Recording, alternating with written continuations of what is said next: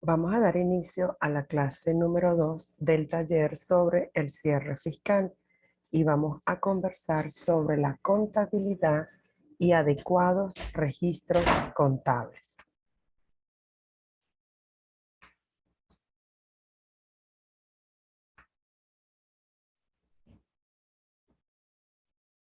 En la clase anterior mencionamos la importancia de tener unos estados financieros, específicamente unos estados de resultados que representen la imagen fiel de la entidad, que representen que tengamos la certeza de que en el mismo se encuentran registrados todas las operaciones y transacciones financieras, específicamente ingresos, costos y gastos.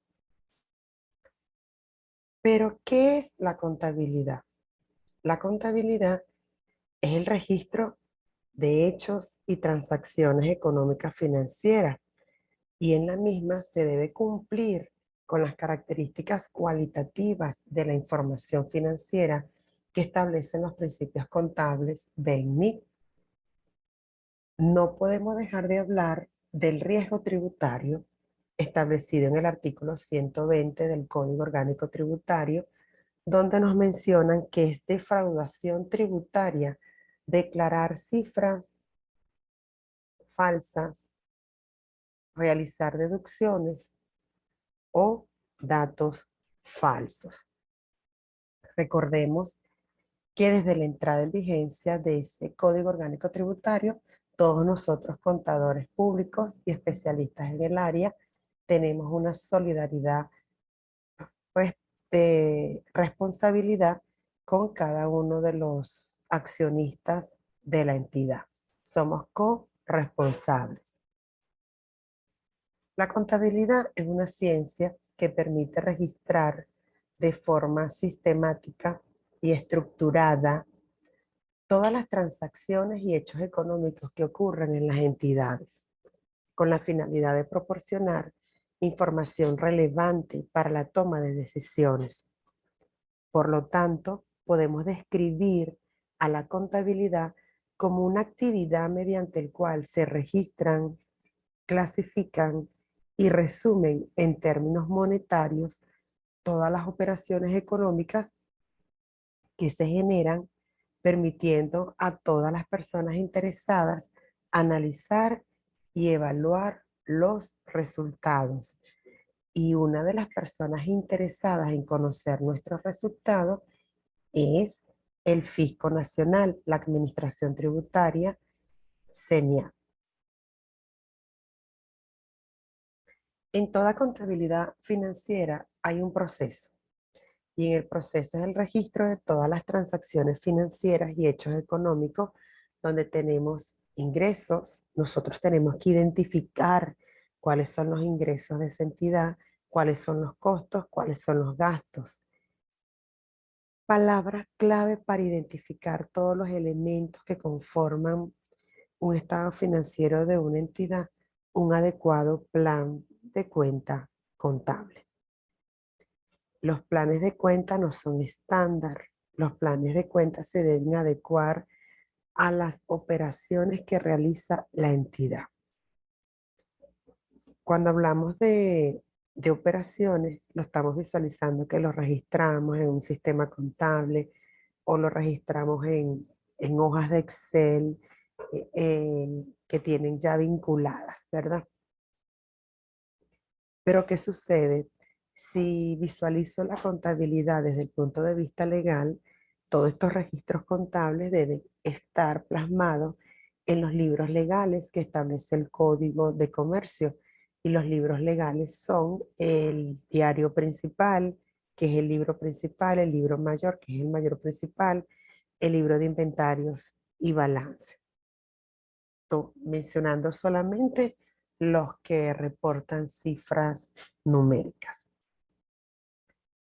El artículo 88 de la Ley del Impuesto sobre la Renta establece que los contribuyentes están obligados a llevar en forma ordenada y ajustada a principios de contabilidad generalmente aceptados en la República Bolivariana de Venezuela los libros y registros que este decreto con rango, valor y fuerza de ley y su reglamento y las demás leyes especiales determinen, de manera que constituyan medios integrados de control y comprobación de todos sus bienes, activos y pasivos, muebles e inmuebles, corporales e incorporales, relacionados o no con el enriquecimiento que se declara, a exhibirlos a los funcionarios fiscales competentes y adoptar normas expresas de contabilidad que con este fin se establezcan. Entonces, lo primero que nos tiene que llamar la atención de este artículo 88 de la ley del impuesto sobre la renta es el cumplimiento a los principios de contabilidad BEN-NIC.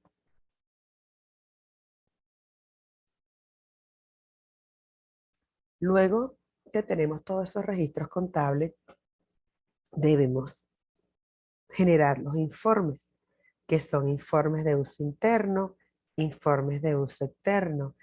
Como son de uso externo los estados financieros y de uso interno, tenemos cualquier control que podamos llevar del libro banco, de entradas y salidas de moneda extranjera, de entradas y salidas de transferencias en moneda extranjera. ¿Qué sucede aquí? Que todo va a depender del tipo de sistema de contabilidad que manejemos. Si tenemos un sistema integrado, donde tenemos un sistema administrativo que me reporta información al sistema contable, o simplemente tengo un sistema administrativo aislado del sistema contable. El sistema contable es manejado lo que se llama de forma periférica. Todo esto es importante saberlo porque en un sistema administrativo integrado, contable administrativo integrado, el margen de error va a ser menor, pero en un sistema administrativo periférico, contable por un lado, administrativo por otro lado, si es que los hay, el margen de error va a ser mucho mayor y el riesgo tributario va a ser mayor. En la evaluación del efectivo y sus equivalentes, ¿por qué evaluamos el efectivo? Porque el efectivo está vinculado directamente con los ingresos y los ingresos es una partida gravable del impuesto sobre la renta. El efectivo está integrado por toda suma de dinero que se encuentra disponible para efectuar desembolsos de cualquier naturaleza.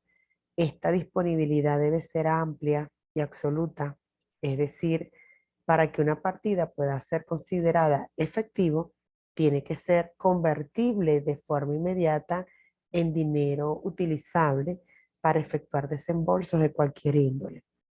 El efectivo está representado por los siguientes conceptos: caja en moneda nacional, caja en moneda extranjera, fondos fijos, bancos en moneda nacional, banco en moneda extranjera y los equivalentes de efectivo.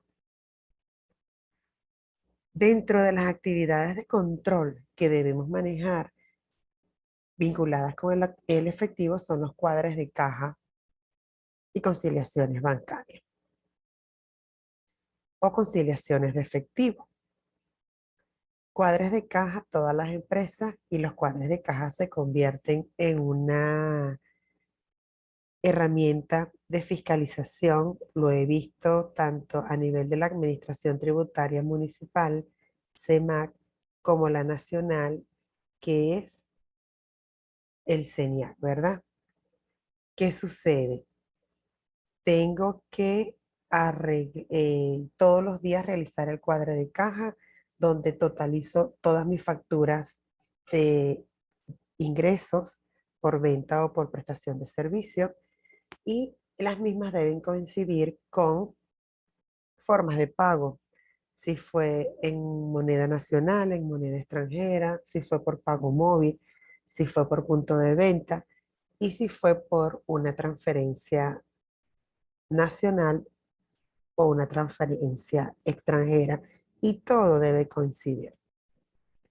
Las conciliaciones bancarias antes eran mensuales. Yo siempre digo que las conciliaciones bancarias deben realizarse de forma, lo máximo de tiempo debería ser semanal para poder tener la certeza que los puntos de venta no los están debitando en la cuenta, ya que tenemos casos de algunas instituciones financieras que se han retrasado muchísimo, hasta un mes para liberar todo el efectivo.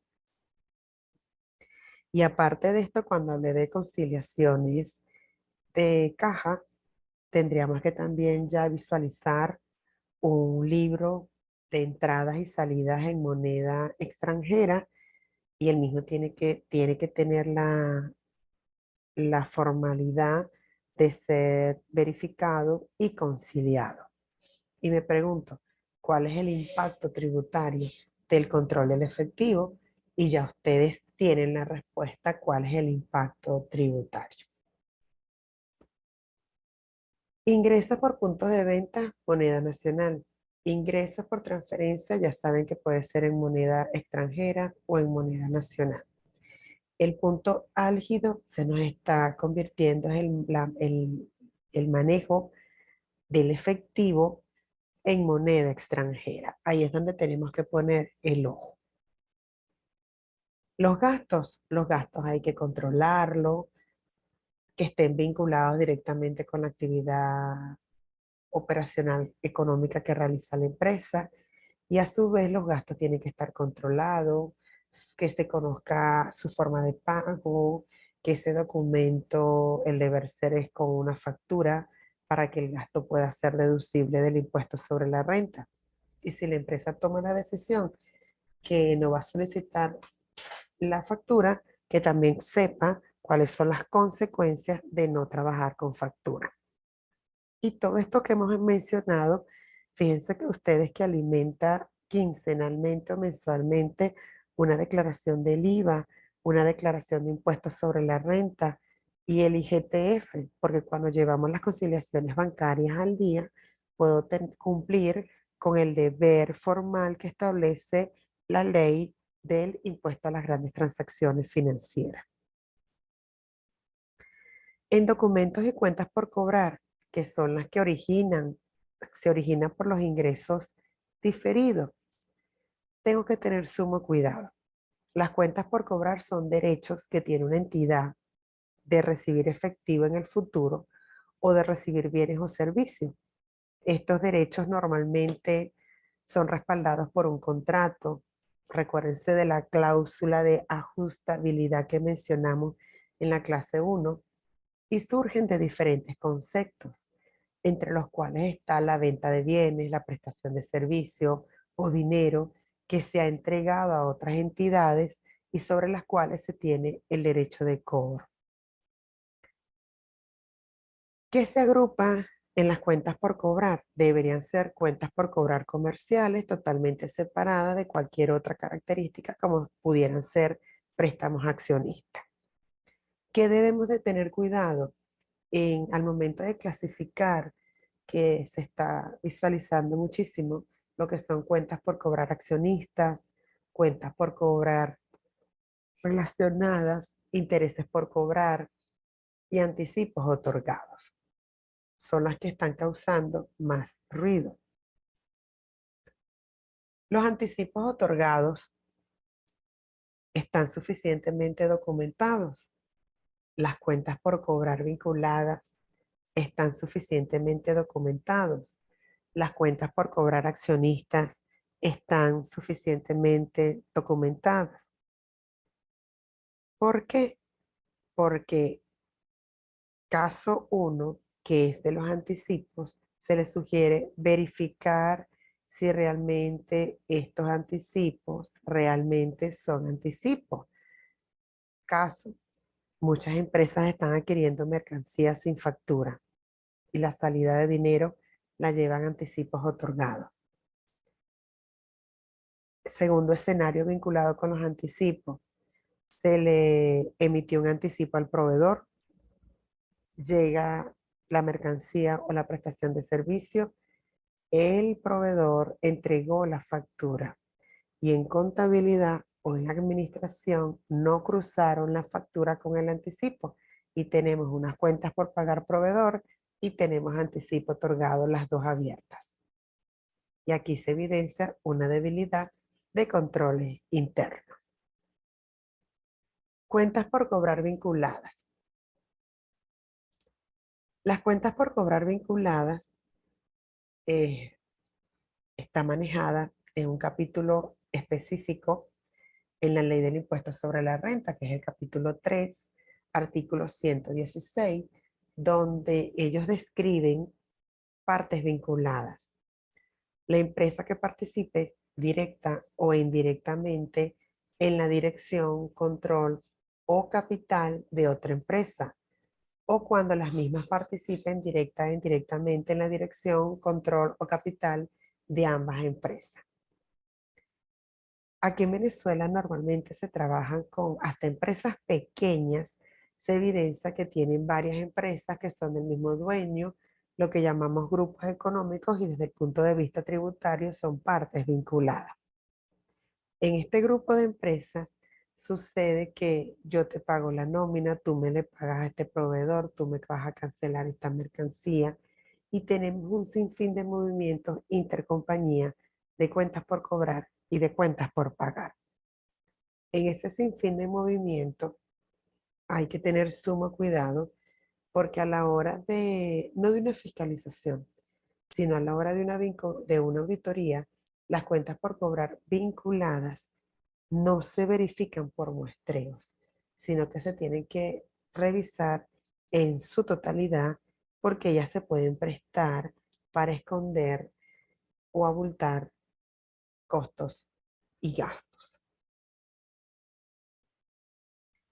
Y cuentas por cobrar accionistas.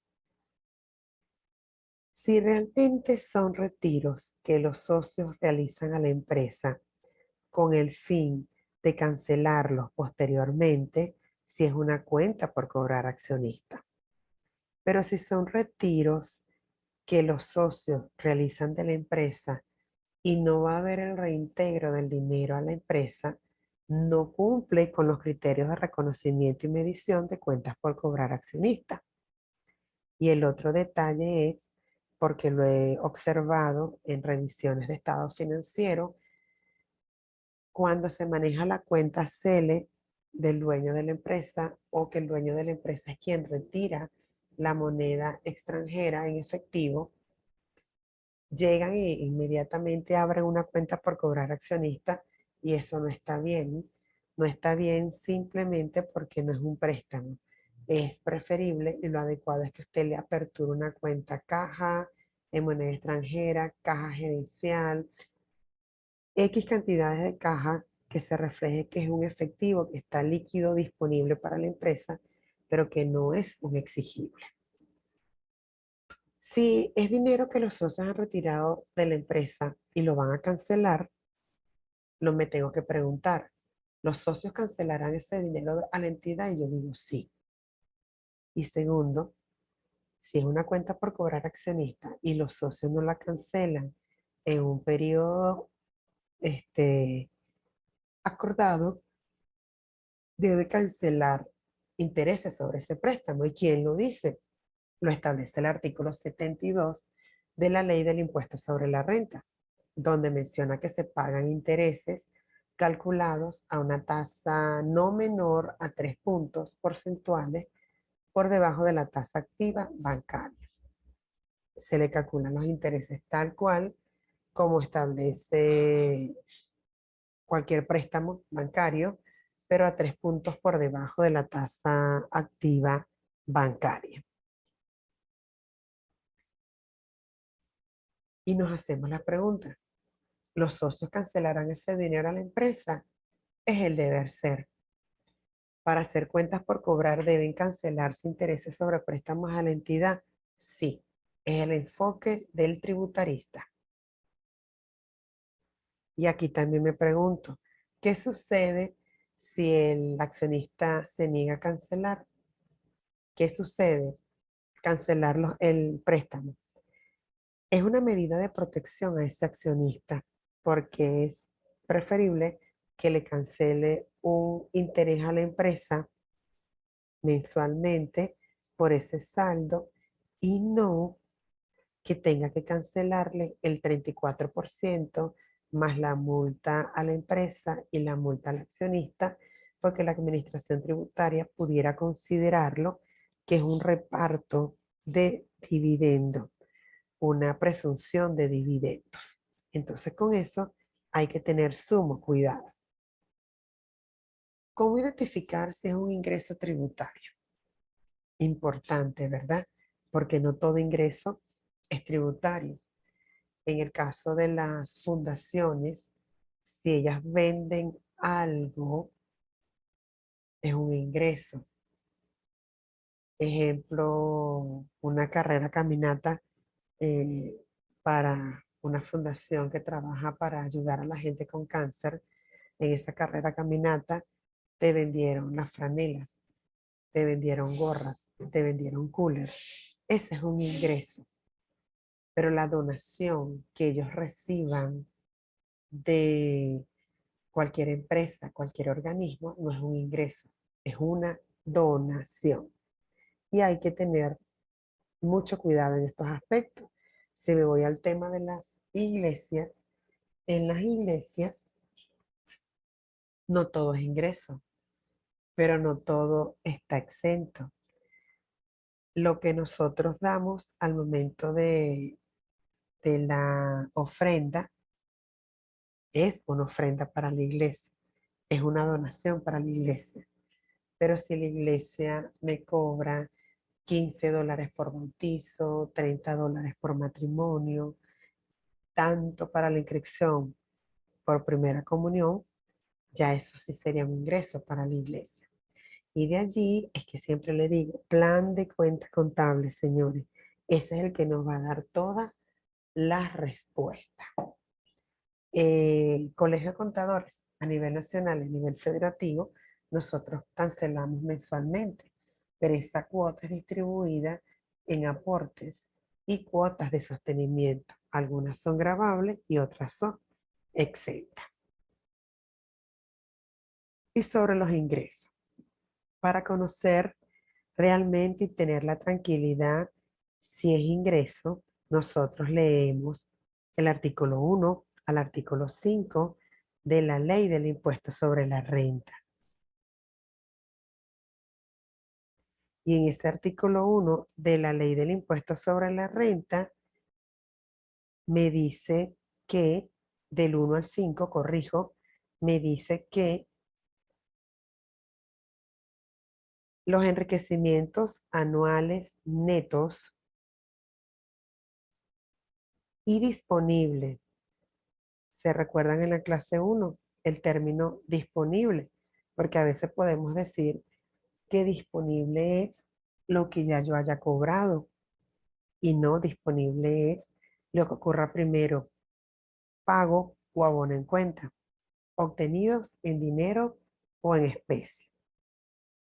Los ingresos se consideran disponibles desde que se realizan las operaciones que los producen, salvo en las sesiones de crédito y operaciones de descuento, cuyo producto es recuperado en anualidades, que es en el caso de las sesiones de crédito, en el caso de los arrendamientos, casos en los cuales se consideran disponibles para el cesionario el beneficio que proporcionalmente vaya recibiendo, que proporcionalmente le vaya correspondiendo. Y ustedes se preguntarán, ¿y una persona natural que trabaja bajo relación de dependencia, en qué momento se consideran disponibles? Se considera disponible en el momento que son pagadas, ¿ok? En el momento que usted cobró, en ese momento ya ese es un ingreso disponible para la administración tributaria. El artículo 14, que es el artículo que habla de lo exento, menciona que los trabajadores o sus beneficiarios, por las indemnizaciones recibidas con ocasión del trabajo, cuando les sean pagadas conforme a la ley o contratos de trabajo, por los intereses y el producto de los fideicomisos constituidos conforme a la Ley Orgánica del Trabajo, los trabajadoras y las trabajadoras. Estamos hablando aquí específicamente que todo lo que cobra un trabajador es gravable, excepto prestaciones sociales, intereses sobre prestaciones sociales, fondos de retiro y fondos de pensiones. Que este es un tema bastante polémico sobre las declaraciones de impuestos a las personas naturales hoy día, porque están sujetas a aquella persona que haya obtenido más de 1.000 unidades tributarias en el año, y como la unidad tributaria tiene un valor muy reducido, todas las personas ahora nos convertimos en, estamos obligados no solamente a declarar, sino a pagar impuestos sobre la renta. Dentro del artículo de los exentos, vamos a mencionar también los pensionados o jubilados están exentos de la declaración del impuesto sobre la renta por concepto de retiro, jubilación o invalidez, aún en el caso que tales pensiones se traspasen a sus herederos conforme a la legislación que las regula. También están exentos los donatarios, herederos y legatarios por las donaciones, herencias y legados que perciban. Están exentos las personas naturales por los enriquecimientos provenientes de los intereses generados por depósitos a plazo fijo. Todo interés que le genere una cuenta de ahorro, un plazo fijo a una persona natural, está exento. Pero si es una persona jurídica, esos intereses son gravables al momento de declarar el impuesto sobre la renta. Señores, hasta aquí la clase número 2 y recuerden algo muy importante. Aprender sin reflexionar es malgastar la energía.